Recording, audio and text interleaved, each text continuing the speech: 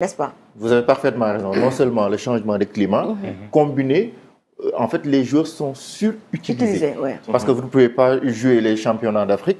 Vous allez jouer la Premier League, Coupe de la Ligue, Carabao. Déjà, il vient de l'Olympique de Marseille avec le championnat français qui est moins hard, comme vous l'avez dit également. Ce changement de rythme également va participer aujourd'hui à relever le niveau de blessure, en fait. Donc, combiner tous ces facteurs-là, bah, c'est des choses qui arrivent. Comme il l'a dit, Carlo Ancelotti, il a parfaitement raison. Moi, je pense qu'il faudrait qu'on essaie de voir, en tout cas dans le monde du foot, comment juguler tout ça, l'utile à l'agréable, afin de permettre également aux joueurs de se reposer. Bah, c'est ça, en fait, parce que là, ça va partir dans tous les sens. Et regardez le Real Madrid aujourd'hui. Combien de blessures? Le Real qui a joué presque contre Manchester City sans presque de défenseur. Donc, à cause des blessés. À la Juventus, même chose, le défenseur Bremer, il est blessé. Le gars qui est au niveau du couloir gauche, il est blessé, etc. etc. Donc, ça pose problème aujourd'hui, la surutilisation des joueurs. Sans oublier aussi, dans le championnat anglais, il y a le Boxing Day. Ça veut dire qu'eux, ils ne se reposent pas. Voilà. Donc, entre Boxing Day, entre le championnat, Ligue des Champions, FIFA, tout ça, les dates parce qu'on sait que les dates FIFA quand même sont importantes pour aujourd'hui ces équipes nationales.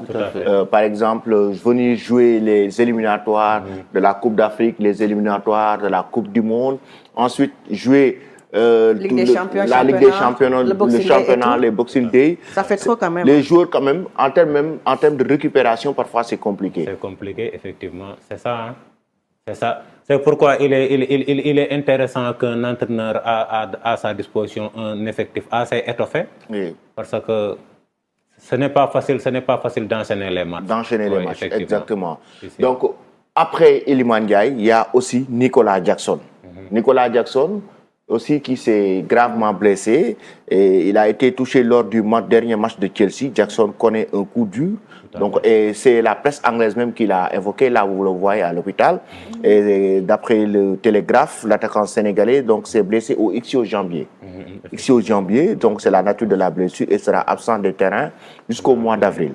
Donc, pour l'ancien joueur de Villarreal, Casa Sport, donc qui a pratiquement brillé la dernière saison. Cette saison, à un moment donné, il était quand même sur le banc, mais quand même, oui, avec... Lui sa situation est plus dramatique que celui de Iliman Ndiaye. Celle de Iliman Ndiaye, parce que déjà, sa saison n'est pas très fameuse, donc il est dans des situations avec ses contre-performances. Là, il y a la blessure qui s'y ajoute, donc ça pose vraiment problème. Mais bon, lui, comme on dit, hein, c'est pour 3 semaines. Il est out des terrains pour 3 semaines. Jusqu'au mois d'avril. Donc, ça veut dire que lui, c'est moins grave quoi, pour Iliman. Donc, il aura le temps de guérison et tout, et aussi de rejoindre aussi, pourquoi pas, l'équipe nationale. Donc, effectivement. Sa blessure, je pense, est moins grave que... Moins grave, ouais. Donc, celle de Iliman. Exactement. Ibrahima, il y a notre invité Alassane qui est là. Donc, comme ça, tu vas l'installer. Donc, la blessure de Nicolas Jackson. Comme elle l'a dit, donc c'est une blessure moins grave et moins grave également pour le Sénégal. Au moins, espérons que d'ici là, il sera au top. Mais comme elle l'a encore dit tout à l'heure, en fait, il a une saison qui n'est pas fameuse. Donc, malheureusement, il n'est pas trop compris parce que Jackson est un joueur technique. Je ne pense même pas qu'à la base, qu'il fut un pur attaquant. C'est pourquoi aujourd'hui en Angleterre, on lui reproche qu'il ne marque pas beaucoup. Ben, il ne marque pas beaucoup, mais il participe énormément au jeu. Et vous voyez qu'il fait beaucoup d'assists. Combiné à tout cela, les polémiques qui ont survenu là avec John Obi Mikel, etc., ou bien voilà, certains anciens joueurs de Chelsea qui sortent pour dire écoutez, vous devez vous débarrasser de lui. Tout ça là, en fait, lui complique la vie. Combiné à cette blessure là, c'est un peu malheureux. Mais comme j'ai dit tout à l'heure, de toute façon, il a le temps de revenir et de prouver. Et surtout vraiment en marquant des buts. Donc il en a vraiment besoin. Il en a vraiment besoin. Donc surtout avec cette blessure quand même, ça va encore lui coûter très cher. Effectivement, comme tu viens de le dire, c'est une blessure qui le freine dans sa progression. Si l'on sait que Nicolas Jackson est tellement critiqué ces derniers temps, il y a Obi Mikel qui ne le rate jamais. Nicolas Jackson avait marqué, reste bloqué à 9 buts, il avait marqué 9 buts en championnat et 5 passes décisives. En tout cas, même s'il n'est pas efficace avec Chelsea, quand même, il bénéficie toujours le soutien de son entraîneur Enzo Maresca. Exactement. Récemment, il a regretté son absence lors de la défaite Chelsea face à Brighton en Coupe d'Angleterre. Nous allons accueillir notre invité, Alassane. Bonjour. Oui, ça va. Donc, c'est un plaisir de vous retrouver encore une fois sur ce plateau. Merci beaucoup. Bonjour et désolé pour le petit retard. Ouais. Dû aux embouteillages. Exactement. C'est compliqué avec le pont là pour venir. Exactement. Vraiment désolé. Et merci pour cette invitation. Voilà. Alors, nous étions en train de parler justement donc, de ces blessures, de ces joueurs sénégalais, coups durs pour ces joueurs, mais aussi pour l'équipe nationale du Sénégal. Iliman Ndiaye, qui s'est gravement blessé au genou hier, sorti sur blessure. Il y a Nicolas Jackson blessé, la nature de sa blessure aux ischio-jambiers. Donc, lui qui est forfait jusqu'au mois d'avril, selon notamment le communiqué de Chelsea. Donc, c'est un vrai coup dur pour ces joueurs, mais aussi pour le Sénégal qui a besoin de ces talents qui évoluent en Premier League.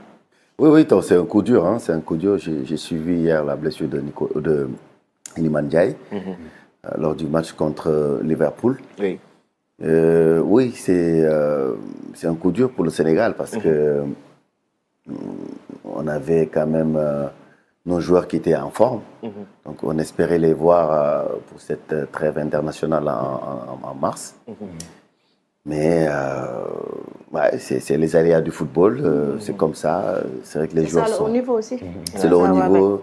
Il faut savoir aussi, voilà, quand on est blessé, il y a du renfort derrière. Il y a pas mal d'autres joueurs qui étaient sur la touche qui peuvent aussi venir suppléer, voire même venir gagner leur place, c'est ça. Et puis le Sénégal est assez outillé aujourd'hui en termes de joueurs.